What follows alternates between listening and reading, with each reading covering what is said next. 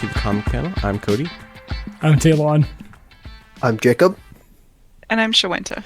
And for those who are listening for the first time, the Comic Panel is a bi-weekly radio show podcast comic book club covering any and everything regarding comics and manga.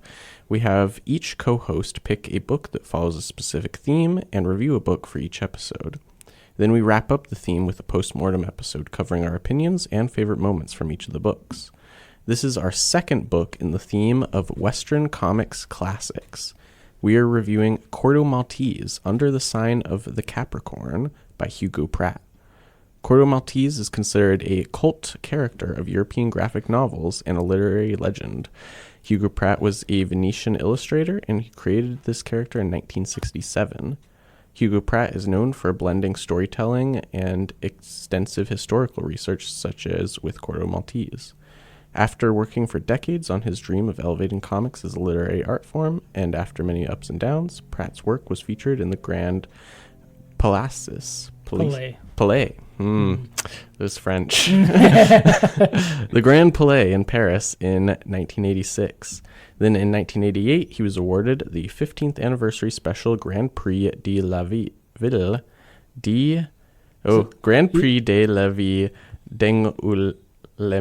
Hey, you got it. At the Angoulême Festival, which is considered the most prestigious award in Franco-Belgian comics. He was inducted into the Will Eisner Award Hall of Fame in 2005. Corto Maltese is set in the first 30 years of the 20th century and features the character Captain Corto Maltese, who is an enigmatic sea captain of one. The series features a multitude of adventures of Corto traveling all over the world. It is worth noting that Under the Sign of the Capricorn is not the introduction of this character.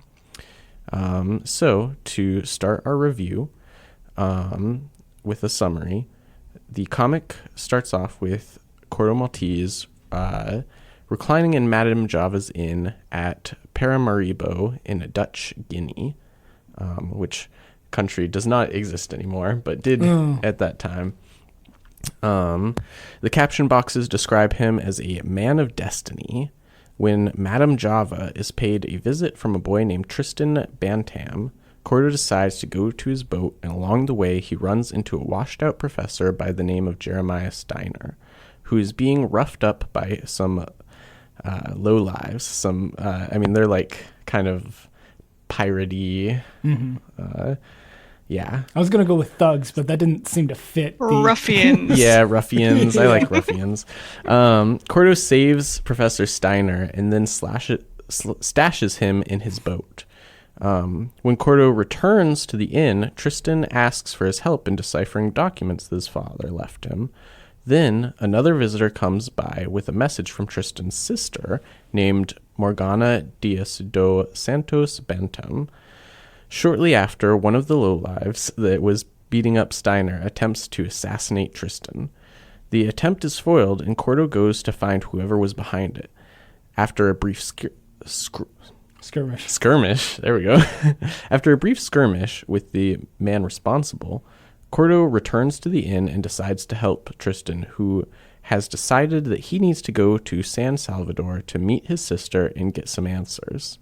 The rest of the book follows Corto, Steiner, and Tristan as they go on various adventures, which include meeting Tristan's sister, encountering World War I era German soldiers who are sinking Allied ships, dealing various individuals with business interests that lead them to do some shady things, aiding revolutionaries, and even amnesia. Needless to say, this is a dense book. Okay, I think there was a little editorializing there, Talon. It's dense, but it can be summed up with Corto Maltese goes to a place, finds helps ongoing Question mark? shenanigans, solves problem, leaves.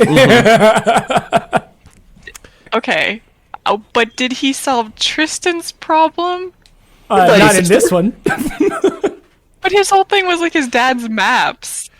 Yeah. And they were introducing the concept of the Mu. Yeah. That wasn't Is exploded. it Mu or Mew? Probably Mu. Yeah. It doesn't matter. It's made up. Well, Mu And isn't. Mew. Yeah. But yeah, there is a lost civilization that is maybe Atlantis, but it's called Mu. And Tristan's dad came very close to finding this, but and he's also the owner of the Atlantic Finance Company. And there's a lawyer named Milner who is very powerful and evil. Yeah. Like lawyers are. Shows up in like 5 seconds Yeah. to And be captured. yes. Yeah, so basically, yeah, but you're right, Jake, that, you know, things happen. Corto, you know, does what he can to help, but he's very much he gets into these adventures very passively, and then kind of leaves very passively also. But to get into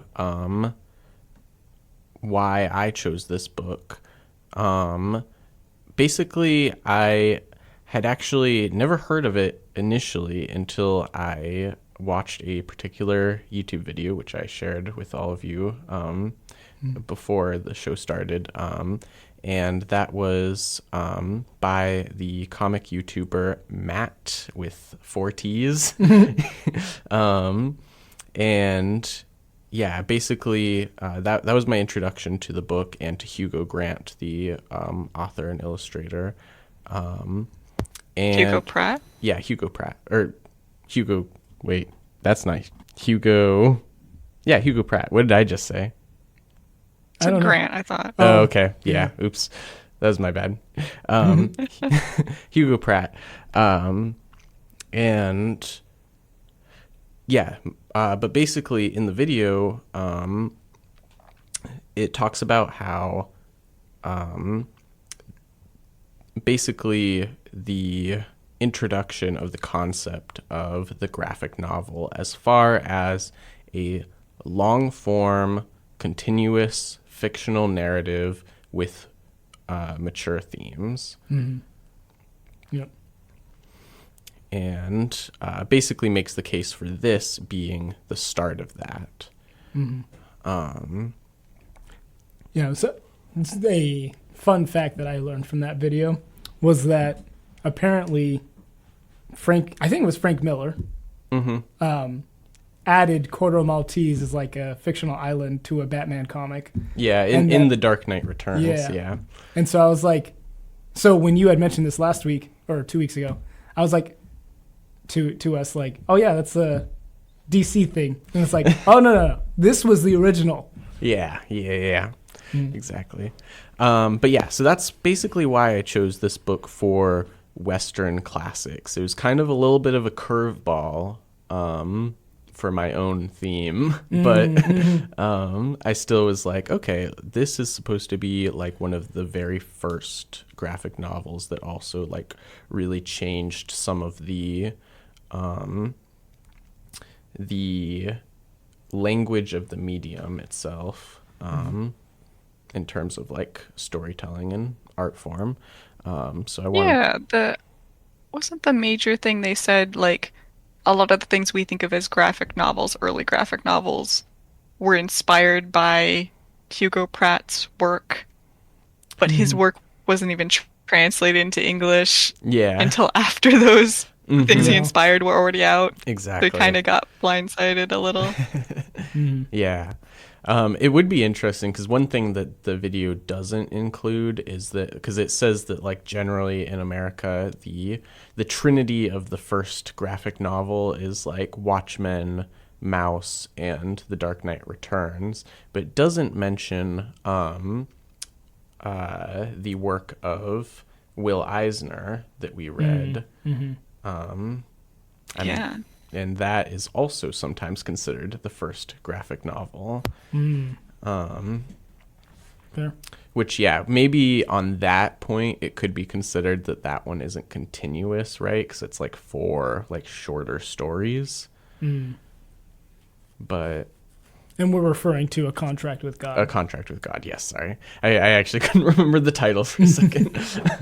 That's fair. Yes, A Contract with God. So yeah, maybe that's why it is not included in that specific definition of graphic novel. But yeah, so basically, yeah, that is like, it's basically, it was very influential, especially in Europe, and then influenced a few people in the United States, that were a little bit more worldly with their comic reading. And then eventually came to the United States. Yeah. It was that, and it was interesting in that video because the few people making American comics were a little bit more worldly. Hugo Pratt was a little bit more worldly in that he was reading American comics. Yeah, that's true. Yeah, he started reading adventure newspaper strips and Terry and the Pirates. Yeah. Okay, so what were all of your expectations going into this book? Did you have any? I think I got this confused with Maltese Falcon, and I thought it was going to be a comic adaptation of that. I see. I don't know very well what Maltese Falcon is. Yeah. It's an old noir movie. Okay. Huh. Right. I was like, I know I've heard of it. I just can't grasp what it was. But yeah.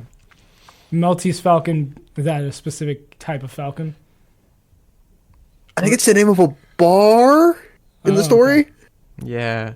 What is a Maltese? Now I'm like, isn't that a type of dog? I thought it was a bird. Yes. Oh, it's a type of dog? It is a dog. Yeah. Dog breed. Looks like this. It's very cute. Oh, okay. Huh. Yeah. That was my expectation. Suffice to say, I was not expecting, You guys, first of all, isn't Malta a place? Oh. Yeah. Wow, yeah, no, I did not connect that down at We're all. calling. we're like, yeah, like the dog. Yeah. probably from Malta. Yeah, sure. Wow. I didn't know. There's people who live there. Yeah. Okay. I just didn't think about the people. I'm sorry. It's just really funny to be like Siberian, like the husky, right?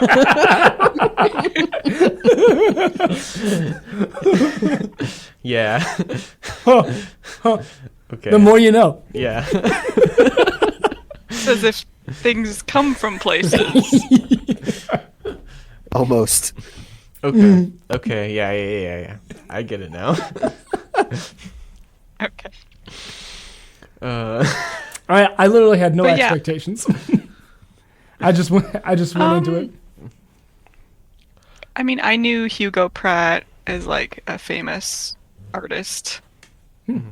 I didn't know that I kind of assumed he wrote his own stuff. I always assume people write their stuff and draw it. That's why superhero ones always throw me off. They're like, there's a writer, an artist, all these different steps. Mm-hmm. What do you mean you don't want the back-breaking work of doing it all? Yeah. I mean... But, so I knew his art, vaguely. Yeah. Okay. Mm-hmm. Yeah, and he wasn't always his own writer. He worked with, was it John Osterfeld? Nope, I'm conflating two people again. I am not going to remember the name, but it was I don't last either. name started with an O, and that's the best I can do. And Oyster. Yeah. Okay. But definitely Argentine comics writer. But yeah, started just drawing and then decided write and draw. Starting with the world of Corto Maltese, although as mentioned earlier, Corto Maltese was not the first.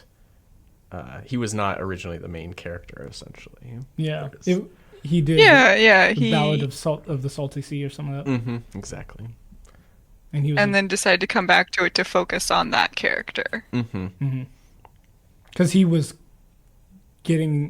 working with Piff, I think. Yeah, the magazine, French magazine, Piff. And it was Like kids' comics. Yeah. and so apparently they were like, yeah, Corto Maltese. I enigmatic sea captain, sure. Sounds great. I mean, I think they enjoyed the lack of political,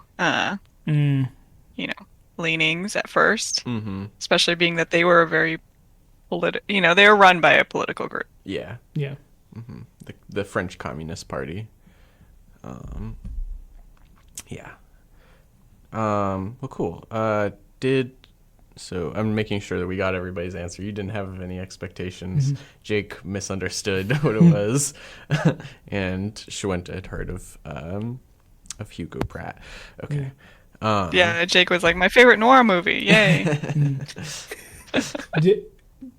Would you answer a little bit differently what your expectations are as opposed to what you've said, why you've chose it?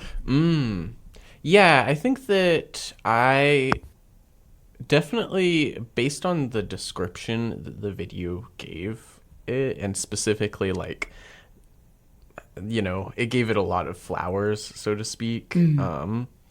I think that it was a lot more dense than it made it out to be. Like, yes, when you read other comics from 1967, they can also be very dense and wordy too. And at least these do give some breathing room where, like, there are panels and even pages where there is no dialogue or captions. What a crazy concept. I know. That's what you can do when you're writer and artist. You can decide, I don't want to write, I just want to draw. Yeah. But yeah, even with that, it still was a little clunky, which I'll get more into later. But that was against my expectations, though. The video made it out to be much more free-flowing. I can agree with that. Yeah. Having saw the video after reading it. So, Cody, this might be a poll. Okay. What was the name of that comic you recommended that was like super old and supposed to be super like influential? It was Black something. Super old. What was the genre? It was sci-fi. Sci-fi, old, Black something. I don't know. You mean the Black Inkle? Yes. Okay. Yes, we did cover that. A different European comic. Yeah. Yes. This reminded me of that. I don't know if it was good or bad, but Yes. Yeah. Isn't that newer than this? A little bit, yeah. It's Okay. I'd maybe even say within a span of 5 to at most 10 years contemporary. Gotcha. Wow. Yeah. It was funny reading this and like recognizing a lot of other comic books I've read.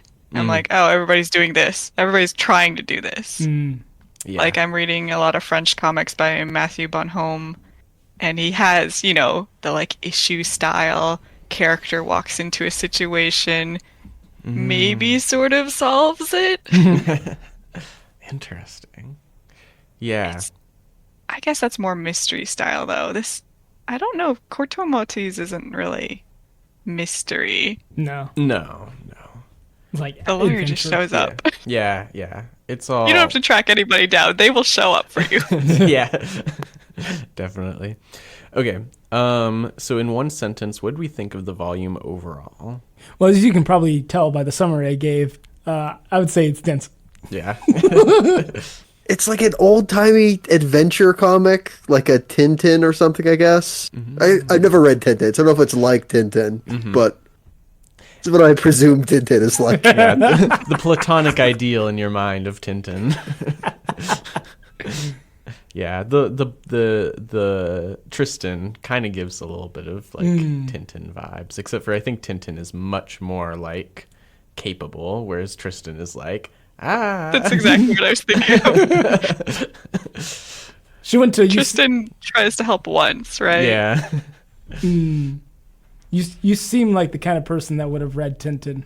I mean, I think I have. I have one of the books at least. Oh, I got you. Yeah. Big. I mean, I've looked at a lot of the panels. Mm-hmm. It's very competent work. I don't know about the story wise though. Mm-hmm. Like I said, it's just so clear how influential this book has been. Mm-hmm. It's a little meandering. Mm-hmm. Gotcha. Yeah, I think that those are good takes on it. I like meandering. I think that, yeah, it's definitely... Kind of his character. Yeah. It's supposed to be that way. Mm-hmm. Yeah, I don't But know still, if I'm like, this is a narrative. Yeah. Yeah, I think actually, yeah, it's almost like I have more of a single word than a sentence itself, and I think that would be clunky. Mm. A little bit clunky in its delivery. Okay. So, let's get into why we describe it as that. What are our general feelings about this book? What did we like and dislike? And I guess There was oh, go ahead. Shweta. some cool solutions to some of the problems. But then also I get the feeling that some of the problems just were never addressed again. I really, really feel that Tristan's like, I kept being like, oh, we're going to go back to Tristan's maps and this skull. No, No. we won't. Yeah. But the plot line of the rebellion, I liked, obviously he's transporting arms and weapons for this group against the Germans. Well, not against the Germans, sorry. It's all interlocked, though. You're talking about the Sorry. like around issue 4, I think. Sorry, I'm talking about the rebellion. What I wanted to get to with the rebellion, I might be mixing up stuff a little bit, but what I wanted to talk about the rebellion specifically is the fact that they find a leadership vacuum and Corto, encourages them. Yes. Mm-hmm. Like, I thought it was going to be the thing of like, Corto steps into it unwillingly, like, Right. but he very clearly is like, no, Mm. one of you needs to step up. Right. And he encourages them to, and like he sees promise in it. I don't know. Dude dies pretty shortly afterwards. Yeah, it was a very sad and unfortunate turn of events there. Yeah. Part of chapter 3, Sure Shot Samba. Yes. Because the guy who Corto Maltese encouraged to fill the leadership role, his name was Sure Shot. Yeah, and everybody saw him as kind of, well, he's called that because he's so brutal, like, as far as being a good shot. He doesn't leave people alive. Yeah.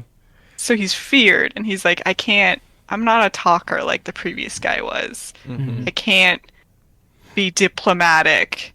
And Corto's like, well, why don't you try by, like, not shooting these people first? Yeah. And it like works out at first, but then like you said, he gets killed. And... Well, his solution is to just like sneak up on the enemy and kill them. But from there, another person in the group is like, wow, thanks, Corto Maltese. They're like, this kid has promise. Yeah, it's basically, it is feel a little bit like, I don't know, I wouldn't go as, like, I think that this book does generally keep away from doing too much, like, white saviorism, but, like, it is a little bit of a, like, well, why didn't you just try this, Like, very, You guys like... tried leading yourselves? Yeah. Yeah. Yeah. I enjoyed that he didn't immediately become like their leader, though. Like, that's really what I thought was going to happen. I was like, okay, we're going to have a little side thing of him having to lead them. Yeah. No, and yeah, I think that is one thing that, like, again, the video that I mentioned earlier mentions, and I enjoy, is that, like, in a time where it was not common at all, like giving some agency and realness to different indigenous cultures is appreciated. And also like seeing like women in those indigenous communities like having leadership also. I really expected them to make Tristan's sister evil or something, like double cross. Especially they're like, she's got black magic, she's been taught by so and so and so and so. Yeah, her name is Morgana, the classic villainess from Arthurian legend. I was more expecting it because she was like, forgive me for anything I may do. Yeah, and that is also what I was expecting too. But then that ended up being the whole, she was working with the Germans, but it was actually double cross. Yeah. But somehow she knew that he might find out about it looking like she was working with the Germans. Well, I mean, to be fair, she like met with a German general in front of them. Yeah. Yeah. Oh, that's why they described him as blonde-haired. I gotcha. Nobody else is blonde. Never has been. Nope. Yeah. And Morgana, I don't know if we said this as like a mistress of magic or something like that. Like, yeah. She knows like basically. I mean, not basically. They say it, but like voodoo and black magic, which obviously has some like racial undertones to it, but yeah. I think that this book does not delve too much into like the like we said, Morgana is not seen as evil despite these things, despite even calling it pass a black lot magic. of judgment, Yeah. right? That's the word the video even uses. I'm like, that I can kind of see that. yeah. I think my favorite issue was the issue where they were trying to find the gold, where it was the people of fortune. I forget. Yeah, the whale tooth playing cards. Yeah. Yeah, so they So much for a gentleman of fortune. There we go. Gentleman of fortune, there we go. Yeah, because it was like, so the way that story went was Corto Maltese had a playing card that was part of one of 4 that leads pirates, to a treasure. Right, yeah. Pirates years ago wrote stuff on it that gave them directions to find some buried treasure. And so he gets 2 others to join him. They only have 3 of them, and they think that's enough to find the treasure. And it just leads to them, bickering at each other and then actually fighting each other. And then they find this guy who was stranded on the island, a little cuckoo, and he's like, "You're never going to find the gold. But if you want to find it, follow me." And he starts firing at them. And it's so funny. Yeah, well, he's the reason that he gets upset is he's developed like a very like close relationship to this island, but they use dynamite to blow up the reef that has grown over this sunken ship that like they think is where the gold that they're looking for is going to be. Yeah, they really turn on each other. Yeah. Which is always great in a heist kind of thing. Yeah. Treasure hunting. I was reading it and I was like, "There's no way he just said that." And it was one of them. He's fighting this woman. The 3 people, 2 guys, 1 woman, and the other guy who is not Corto Maltese, I forget his name. Is Rasputin? Rasputin. Yeah. So Rasputin is fighting this woman. And he's like, "I don't listen to women, especially ugly ones." I was like, "Whoa!" Yeah, it's rough. Also, the woman's name is Ambiguity, which okay. And then I was like, Miss "Who names Ambiguity? Whose name is that?" Yeah. some things felt like they were supposed to be on the nose, but then I was like, I don't know. I don't see a lot of ambiguity in there. Like, is it moral ambiguity? Like, I don't know. Yeah. Well, so not on the nose is on brand for ambiguity. So Yeah. A little bit. I will say what I didn't like was that because it was so dense, I got lost, especially with the whole German, the ship that's trapped, or I don't know if it's trapped, but is docked, I guess, at this island and is sinking Allied ships. The whole this guy that she met with was a German that she's working with, but not. Gonna back as I had to read that twice to understand what was going on. Yeah. I mean, yeah, it took a little bit. I think we were supposed to be confused at first, but once they were like, oh, the only reason Morgana agreed to fuel the ship is so that they could just destroy the ship. I'm like, okay. Yeah.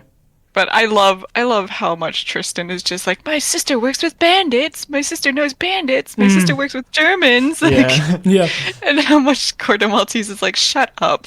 Yeah. No. Literally says that. Yeah. That in the first chapter, maybe the second one, I can't remember, but it just blew my mind. Yeah, it was the second chapter. I'm remembering now, because in the first one, it seems like Tristan knows at least a fair bit about his sister. My father remarried in Brazil to a Brazilian woman and had a daughter. Oh yeah, that's and so God, my sister's not the same color as me. Yeah. It's like what? How is this a surprise to you? What do you mean? There are white women in Brazil. Of course, he would have married one of them. God. Crazy.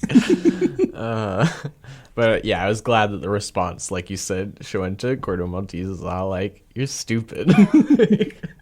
You're so dumb. Yeah, it doesn't matter anyway.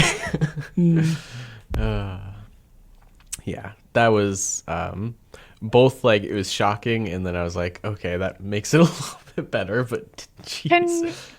Can you remind me when this came out? I thought it was 76. You're probably 1967. I thought. 67. Well, was that when the Ballad of the Salty Sea was, or when this? Oh, maybe. Because I thought it was 67 too, and then now I'm like, I don't know exactly. Yeah, let me. Maltese. It feels very modern for its time. The general feel. I think I know when it was made, but I mean. Yeah, I mean either it's a pioneer, right? That's what we literally agreed. It's paved the way for a lot of things. Right. Yeah. Totally. So this was 1971. 71. Okay. Yep. It's just 4 years after the Ballad of the Salty Sea. Mm-hmm. Yeah, definitely. It definitely paved the way. You said that, you read another French, or not another, a different French.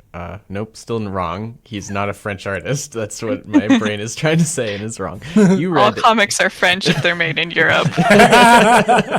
You're so right. You were reading a French artist who you found some similarities to, but are there other strong resemblances that you are finding that you can think of off the top of your head, since you mentioned it kind of? I mean, there's just so many cowboy comics that are like this, You just go from situation to situation. You try not to entrench yourself too much. It's a very Western movie thing too. Yeah. When you say cowboy comics, is that a over an umbrella term? Yeah, like a genre. Yeah, there's a lot of Western comics. But it's not literally a cowboy going around on different adventures. It is. It is. Oh, okay. So I mean, even the guy I was just talking about, Matthew Bonhomme, he also did a revamping of Lucky Luke. And it's a lot like this. Oh my God, they framed the Native Americans for this guy's murder. and now I'm going to be killed because I was seen talking to the Native Americans. But it's always that character that like doesn't want to get too involved. It's like, I don't need other people, but also I'm going to save you guys. And I mean, I liked Corto Maltese's personality for the most part. I enjoy how sometimes he seems kind of selfish. Yeah. But that's also a defense mechanism it's shown to be in some ways. Yeah. Steiner being like, why do you seem like you care one moment and not the next? Yeah. I do really like the comedy in this book. You know, there's a lot of really funny moments where, you know, like either like Corto Maltese's like sarcasm or Steiner's like more like, you know, kind of accidental, harsh like appraisements of people, you know, and stuff like that. It's just like, you know, it made me laugh often. Rasputin's streamy eyes. Yeah, that was really funny too. Yeah, I just wish that, like, you know, even like not just the plot pacing, but the pacing of the dialogue. And maybe it is an issue of translation, considering that these aren't originally written in English. But yeah, like there's just a certain, like, you know, it feels like when you're reading it, just like there's no eloquence to the wording, that really like bogs it down sometimes, where I'm just like, okay, we're like, I feel like this is like a very direct translation of everything, you know, and when you do that, it ends up being like much longer because you're trying to get all of the nuance, but using multiple words. Oh, gotcha. Yeah, I kind of felt more like with the dialogue that there were some parts where it felt like disjointed, like the conversation didn't flow naturally from one dialogue to the next little chunk. Yeah. So it was kind of like, I feel like there's something that you're trying to say that I'm missing here. And some of it I feel is historical, like historical references that I just not gonna get because I don't know that much about that era, that area of the world. Yeah, that's true. Yeah, I didn't even really know where we were starting the story in what is it, Paramaribo. Paramaribo. Paramaribo, yes. Yep. I was all like, where is that again? Yeah, so we're, you know, because that's already in South America, right? I don't know. I believe it is. You know, I was pronouncing it not French, Dutch Guiana. Oh. And it's Guinea?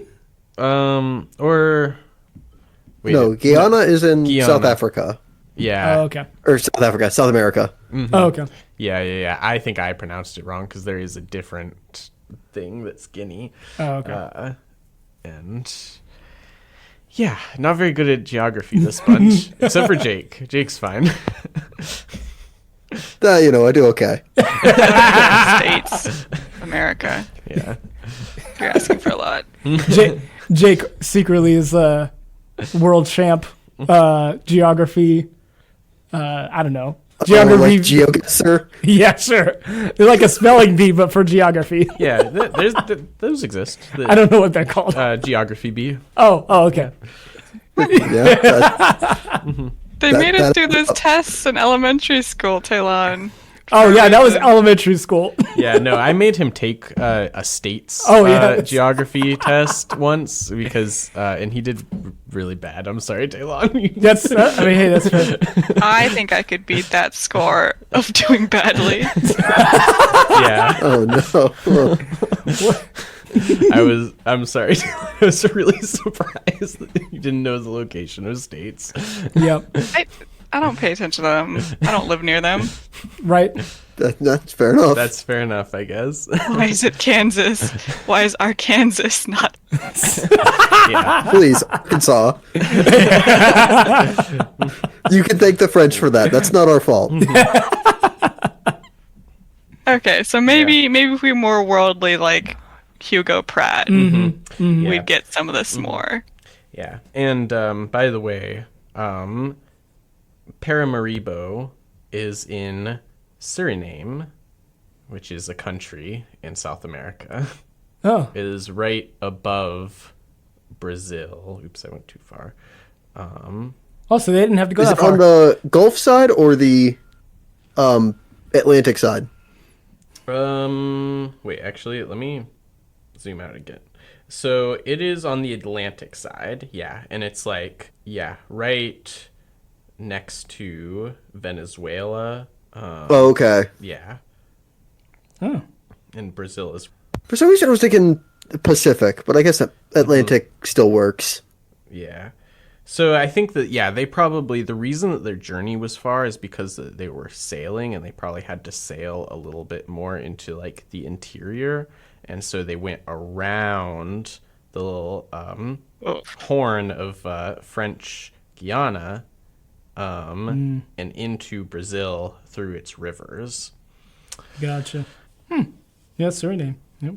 Geography lesson. Look at that. Educational programming right here. Which I guess. Anyway, though, yeah.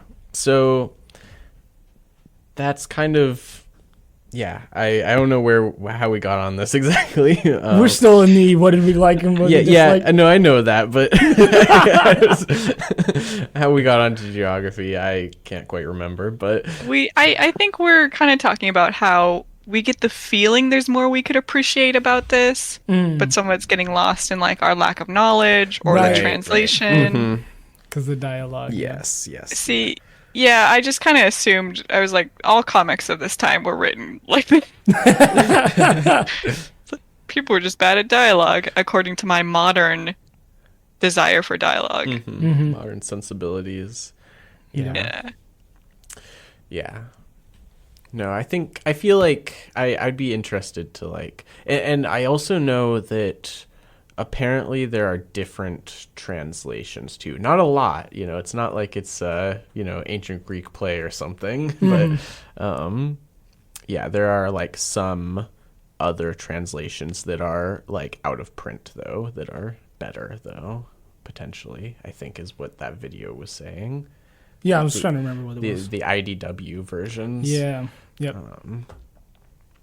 But yeah, and so now these digital versions are maybe not as good, but also not bad. Because there's definitely a print version that is like very bad. I think is like, I don't know. That was kind of my interpretation, but he didn't. God, did I read the really bad one? Oh no. I read like an Internet Archive digitized version of a print copy. Oh. So also some of the panels were cut off. Yikes. I have no idea. Always at the bottom. Yeah. I have no idea. Nope. I'm curious now. Yeah. I mean, I still liked it. I kind of really liked where it ended off, I'll say.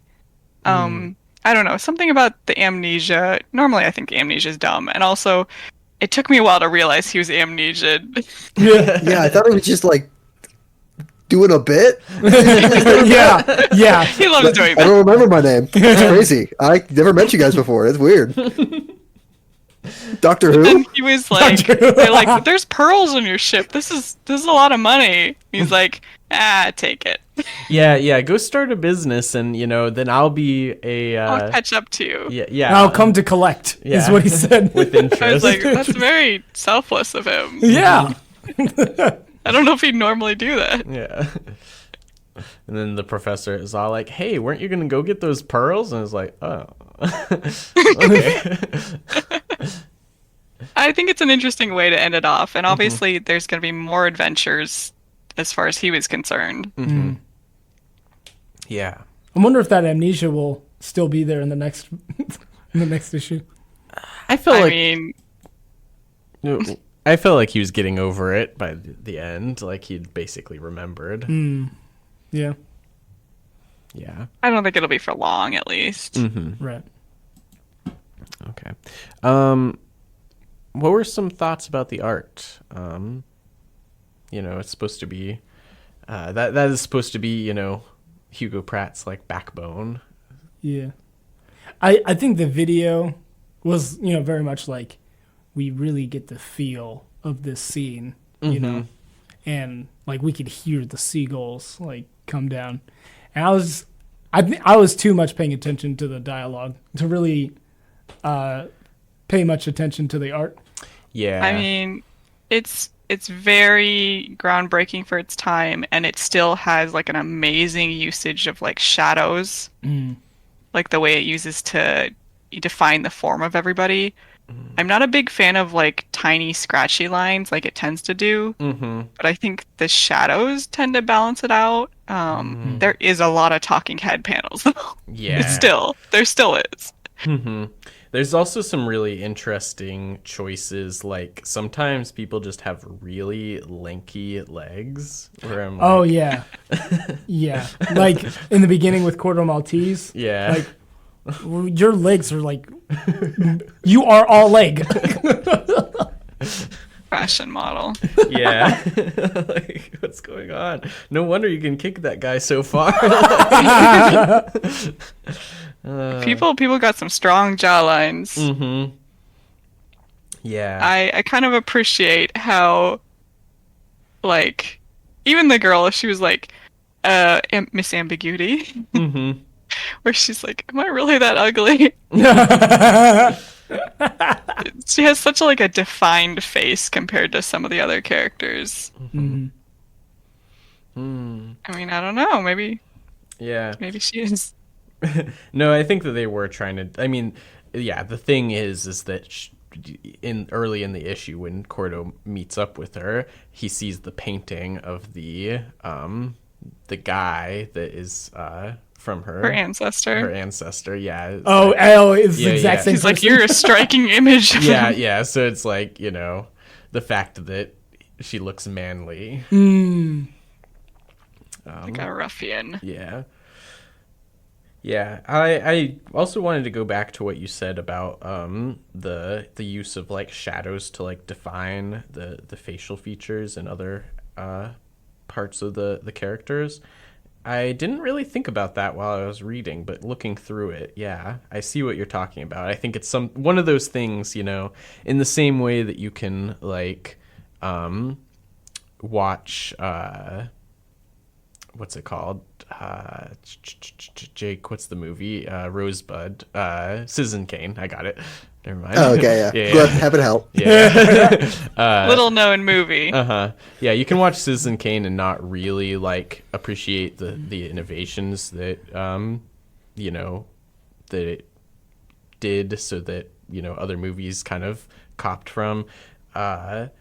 This is like, yeah, I didn't really recognize that this was doing anything different until it's pointed out, and you're like, oh yeah, I guess. Yeah, I can totally see. Let's say I compare to like, I don't know, a Silver Age superhero comic, or even like a newspaper comic that's, like Popeye or something. It's like, I would not expect such like, such three-dimensionality with the shading. It's also like really bold to do. You're doing this on paper and you're doing these strong black like shadows. You can't really go back too often. I mean, you can use paint. Tintin did that a lot. But I know I've tried to do stuff like this, and it's not for the faint of heart. Like, your characters sometimes end up like weird looking.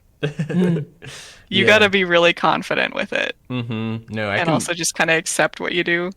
Yeah, I can definitely see what you mean by that. Thinking about like the process of drawing and coloring it. Yeah, like I'm looking at the page that is when Corto Maltese's ship first gets set on fire, and he's going to save the professor. And it's like, that is actually some really cool art that I didn't really appreciate before when I was reading, because I think I was just finding myself getting used to the book and stuff. It was still pretty early on, but like, yeah, the ship is aflame, and like the whole like background is black, and then like going into the water, and like most of the water is black except for a little bit of like blue, and then the heads of Corto and the professor. And it's like, wow, that is some like striking imagery that I didn't really recognize as anything special when I was reading it. Yeah, I can agree. Yeah, it's a good call out. Yeah, I liked there's a part, it's when they're first seeing the German soldiers. They haven't confronted them yet, but there's a close-up of Corto, and he says, "I don't have enemies." I just thought that was like a very interesting like juxtaposition, you know. And I mean, even his little comment, "I don't have enemies," just because they're not enemies doesn't mean they're friends. Yeah, it's good. What was the juxtaposition? Oh, I think, you know, so he is like, the close-up, it's this panel right here. And so, the close-up on him is like very like, I don't know, striking and like kind of honest, I think, but we only see like half of his face. And so I think that it's like very much, you know, we're not getting the full picture, both like with what he's saying and like the literal what we're seeing on the page. I gotcha. But at the same time, you know, it's a very like honest kind of looking face, so we can believe the words he's saying, but there's something kind of that he's holding back, I think. Yeah. I don't know. I can see that. The other thing that stood out to me in terms of example on the art was also the prisoner Frou-Frou that gets killed by the indigenous people through arrow skewering. Yeah.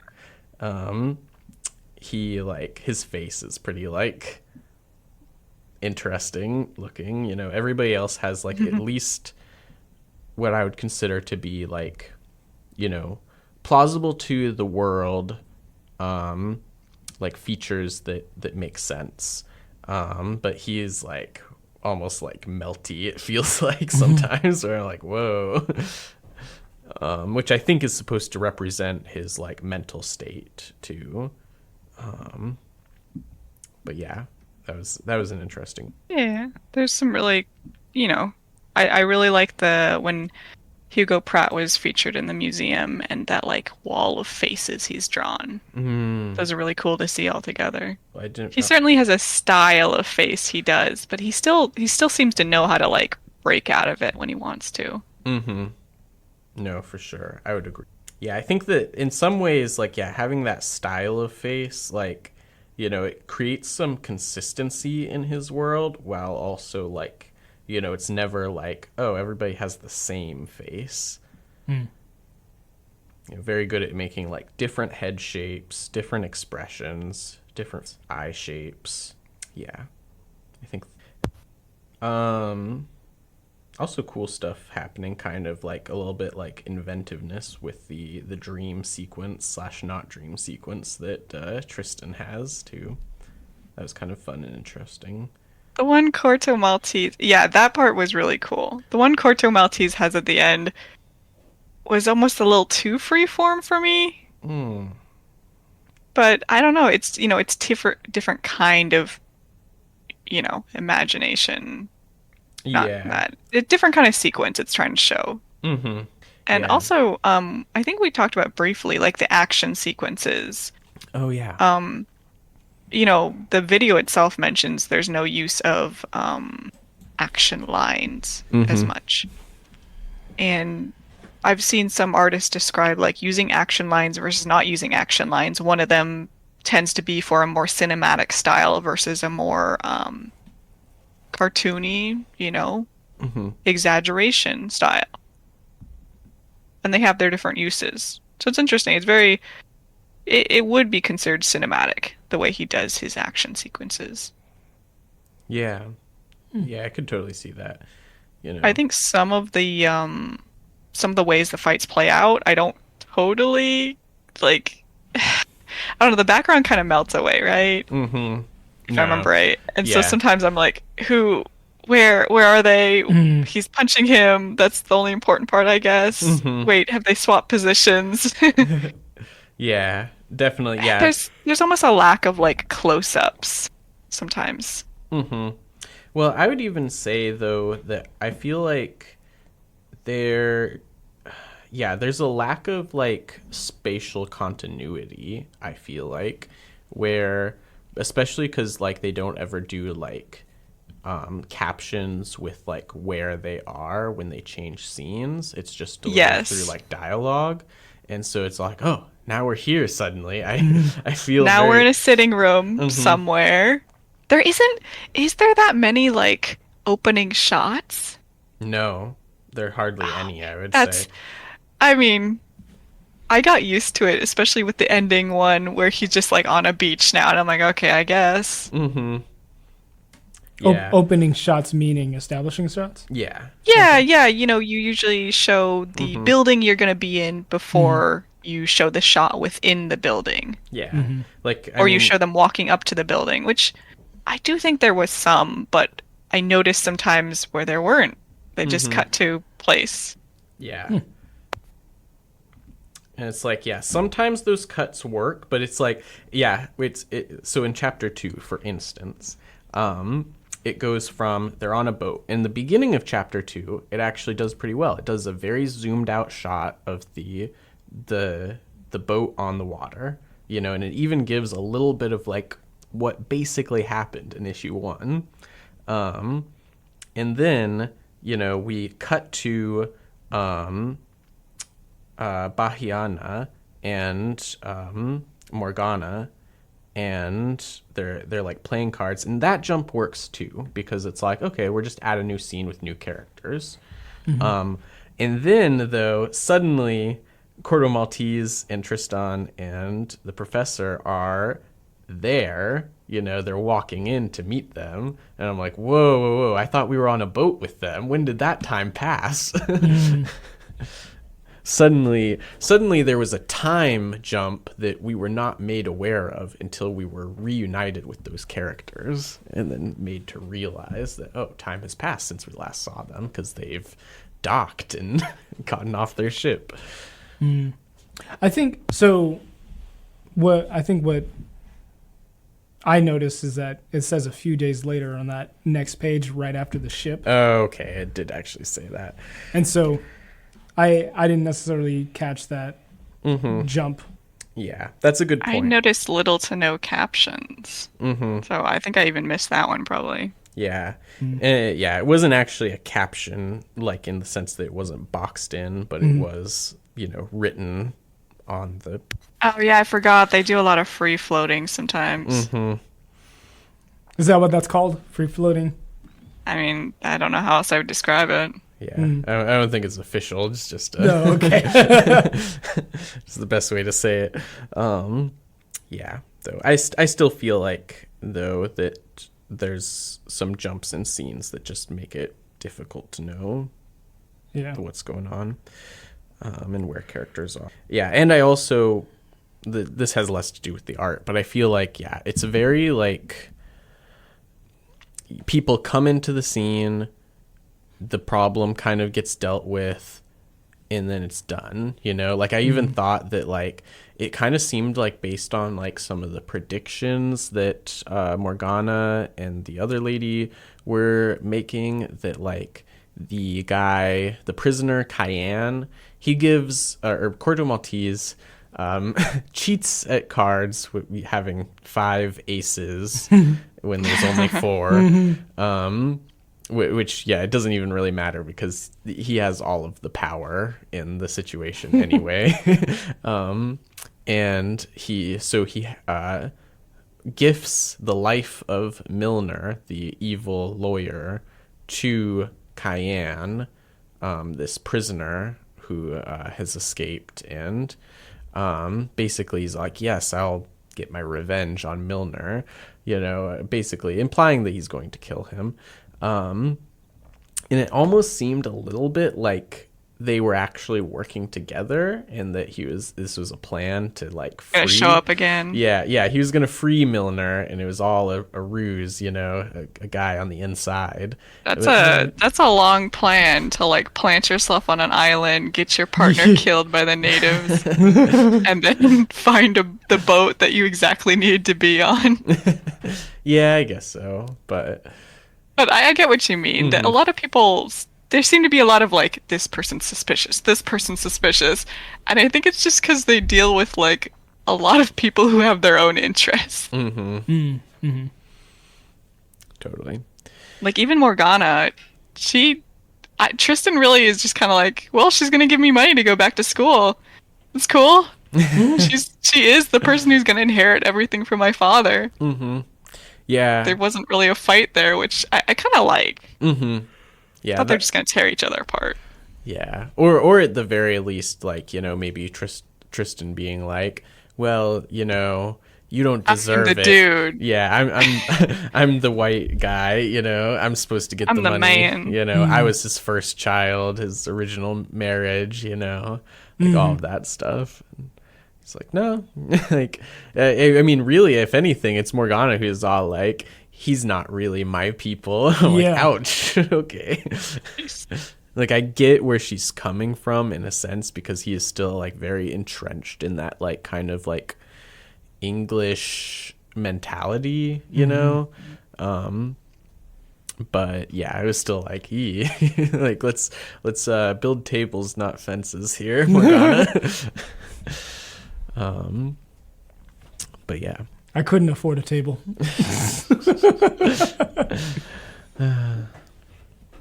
Yeah. Okay, well, cool. I think then we'll kind of move on to talking a little bit more about the theme. So Western comics classics. Starting off, would you consider this book to be a classic? Yeah. Really. I mean, it's easy to be like, well, it was the first. Yeah. Yeah. Yeah, but like I said, it's clearly inspired so many other ones. I mean, I guess Western movies still existed with this kind of archetype of character before. But as far as comics goes, this is pretty classic. Yeah. Yeah, I think I would agree with that. It's still, despite its maybe seeming like clunkiness, it's still like, it has that element of influence on the medium, I think.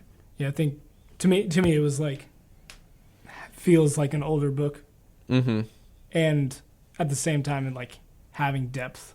Yeah. And so, I guess I think of it as like, was it a genre-defining book? And it's like, yeah, I could say that. And so, a classic in that sense. You, Jake?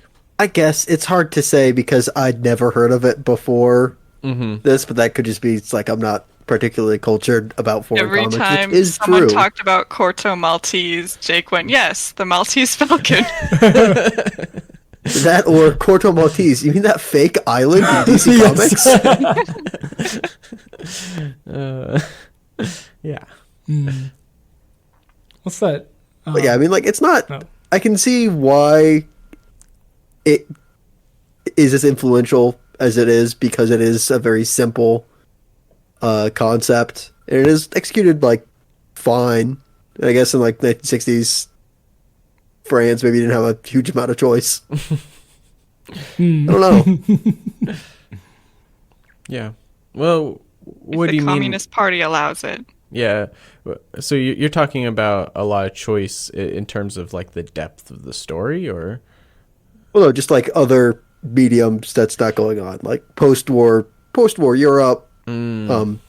I'm not sure how much like I don't know what the like 1960s French film scene was like. I guess I'll say. Mm-hmm. And yeah, as we found out, early 70s. Yeah. Yeah. But I don't think this could have been a movie. No. Could have where you're attacking the Germans in Brazil probably could have got expanded to a movie. Okay. That kind of betrays like the whole thing where he doesn't care about politics. I don't know. Yeah. Change it. Get Corto Maltese out of this. Make it not like who Corto Maltese is supposed to be. Yeah, okay. When I was reading this, I was like, this is probably what an Indiana Jones movie is like. I wouldn't know, but you know. I don't know. With the beginning part, it was like, I don't know. With the trying to find the lost city is such a... They're always trying to do that. Yeah, I get what you mean. Yeah. Yeah, I guess I would probably say Corto Maltese is like, or not Corto Maltese, Indiana Jones is probably kind of a mixture between Corto and then the Professor a little bit, you know, because he's also like very much an archaeologist, you know, anthropologist kind of person that's all like, you know, in the third movie, you know, they're getting the what is it, the chalice, Oh yeah, you're not Holy getting Grail? help from Holy Grail, thank you. Yeah, the Holy that Grail. thing. Yeah, The he's Monty Python movie. yeah, exactly. Also, yes. Ironically, I do know that one. Yeah, and he was all like, "It's a myth, you know, that doesn't exist. There's no magic, you know." Well, excuse me, I've seen I Pirates was of the Caribbean thinking- 4. I mean, I'm thinking of how the character is in some ways. Yeah. How Indiana Jones doesn't have a lot to stand for. Just kind of dude. Yeah, I mean, And I think Corto Maltese only works that way too because you need him to be that way for a lot of different adventures, right? You can't solve his actual inner problem. yeah, no, Yeah, totally. I feel like if they are that way, it's like for different reasons. Because I don't know. To To me, sell more issues. It's to keep the story going.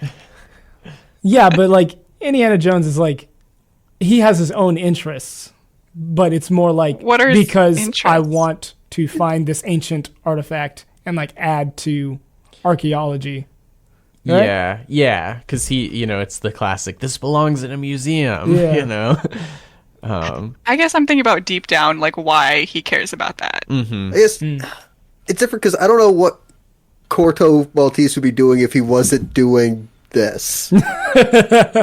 Yeah, I feel like Riding a boat. Yeah, I feel like Corto is even more of a drifter, whereas at least Indiana Jones, for whatever reason, he is like a little bit more prone to self-actualizing his own adventure. At least, like, if he wasn't adventuring, he's got a college to lecture at. Yeah. Yeah. I don't know if Corto has any attachments whatsoever.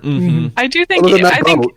Indiana Jones, I think, has been developed more over the years, but I do think he started out more similar to Corto Maltese. Yeah. Just kind of like the dude we need to solve this problem. Yeah, and I mean, it does make sense because Indiana Jones, I mean, he was written to be like basically inspired by classic adventure serials, movie serials that Spielberg grew up with, you know. So it's like basically, yeah. I was actually going to say when we were talking about turning this into a movie, it's like I think that this would be not its own movie, but a series of short serials, you know, like just like, and tune in next time for the next exciting Corto Maltese adventure. Yeah. I think that's What a classic. okay, and then other questions. Is this work off-putting for today's standards and sensibilities? I think we kind of went through that a lot in different aspects. Yeah. Yeah. Yeah. I will say I do think that one thing I didn't mention in terms of the art that I think is off-putting is that there are times where the Africans like look kind of like monkeys. Like, Yeah. it's kind of. I mean, doesn't he literally call one of them like a gorilla? Mm-hmm. I don't remember that. Part. Yeah, it was the German soldier that was like didn't really Jawbreaker. Yeah, Jawbreaker. Oh yeah. Yeah. Coolest name ever. It is pretty cool. I didn't. That James didn't Bond resonate. villain. Mm-hmm. Oh, that's another thing. This is kind of like James Bond. Oh yes, yeah. Mm-hmm. What does James Bond actually care about? Well, I guess he does solve Queen and problems. country, I He guess. wants to solve the problem. That's a little bit different. Yeah. Actually king now, but whatever. Yeah. Well, There's always been a queen. yeah. All of the existence of James Bond until now, but I agree, Talon. They very much exaggerate certain features. I'm like, I don't think everybody looks that way. yeah. They're like, yes, we will do that strong under jaw. Mm-hmm. Oof. Yeah. Yeah. I think it's particularly worse when he's like trying to draw them with tattoos, just like lines down their face. Yeah. His style is a little bit tough with tattoos. I had a hard time telling when something was a tattoo. Yeah, especially with the amount of like facial shadows he uses. It's like, Can I say though, somehow this is less than last book we reviewed. I feel like, well, as far as like the female roles, I guess that's what I could say. What did we read last week? I don't remember. Fantastic Four. Yeah. Oh. Right. Yeah. The Galactus. Stand back, Stu. This is Wow. a job for everybody but you. Yeah. Yeah, I could agree. Wasn't this around the same time? Fantastic Four. Actually, Fantastic Four might be earlier. Yes. Yeah. It was earlier. It premiered in 61, and that was like issues 38 to 42 or 41, I think. And so, given a roughly monthly schedule, that would be about 3 years out. So, 64. Yep. Wow. Wow. But yeah, I don't think I could. If I picked up another book from this time, I would not trust it to like treat the native people as having thoughts. Yeah. No, I mean, with Fantastic Four, the next one in the series that we didn't read was the introduction of Black Panther, and that probably would have been a very interesting compare and contrast, I think. Obviously, the creation of Wakanda and having, Secret society. a secret society, Afrofuturism, like that was uncommon for commercial science fiction at the time, especially created by white writers and artists. But even with that, it still has some rough depictions and stereotypes, I think. Where this, I think, would probably be better. Yeah. Yeah. They have that line where, with speaking of tattoos, the guy, I can't remember his name isn't Jawbreaker, but it was one of the other Africans. But he's like, oh, interesting your tattoos, and he's like, wasn't my choice. My parents thought I would look cuter. Yeah. I did find that funny too. So it's like one of those things where it's like that is how he chose to depict it, but it wasn't out of like I don't care about the like accurately representing them. It was more like that's just how I chose to draw it, kind of thing. Like Yeah. And to me, I'm kind of like, well, I don't know if they didn't look like that. So I'm like, I don't know. And a lot of groups get tattoos. I really liked his response, being like, my parents thought it'd make me cute. Yeah. Yeah. I mean, it's a good joke, and it kind of humanizes him a lot. Yeah. Yeah. Okay, last question. How would the story be different in modern day? Man, unlike Fantastic Four, this is very hard to imagine in modern day. Yeah. But not in the same way where it's all like, oh, the off-putting of like standards and sensibilities from the last question. It's just like it's already a period piece from when it was written. It's taking place 30 years or almost. Yeah. Actually, if this is the beginning of the comic, it's more like 60 years in the past or No. 50. 100. 19. No.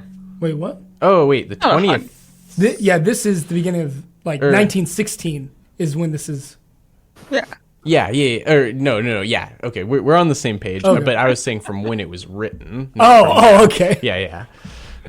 Yes. Yeah. So it was already a period piece when it was written. Oh, okay, gotcha. Mm-hmm. Yeah. Yeah, 50 or 60 years in the past. Mm-hmm. Yeah, 50-ish. I think it would have been different in that, in the adventure, like the specifics of the adventures that they go on. Mm-hmm. So I guess I can see it kind of going two different ways, where they would try to make it still a period piece, but just focus on different aspects of the work, or they would do it in more of a, it's more set in modern day and encountering different things. Like, I imagine that modern creators would be more focused on the non-mainstream of today, tackling social injustice, like that kind of thing. Mm-hmm. So, Yeah, because it still fits that character that Lee was going for. And it's so hard too, because it's like, this seems like, unlike a superhero work that like changes hands all the time, it's like this feels so personal to Hugo Pratt too, where it's just like, I mean, I guess you could make it, in a modern era, you get permission from the Hugo Pratt estate, whatever. But it's just like, I don't know, it just feels like weird because I don't have that experience that Hugo Pratt is bringing, Yeah. I will say, I remember seeing this. They have rebooted this like several times with different artists and writers. Yeah. Oh. Like, I think 2015 and even 2021. They have it still going on. But it still takes place like in the past. Okay. Yeah. Okay. Yeah. It makes me kind of think of Usagi Yojimbo a little bit. I mean, that's only in the sense that that still has the same artist, Stan Sakai, but just that it's like still ongoing a little bit, and it's still taking place in that same time. Yeah, interesting. Yeah, I struggle to think that those can be good, I think is my problem. Maybe they are. I haven't read them. I don't know. I could probably agree with that. Yeah. I just feel like it just feels too personal to me. Yeah. To try to reboot it. I mean, it's like, I think one of the people who worked on it was like a co-creator of Black Sad, and another one was Bastien Vives.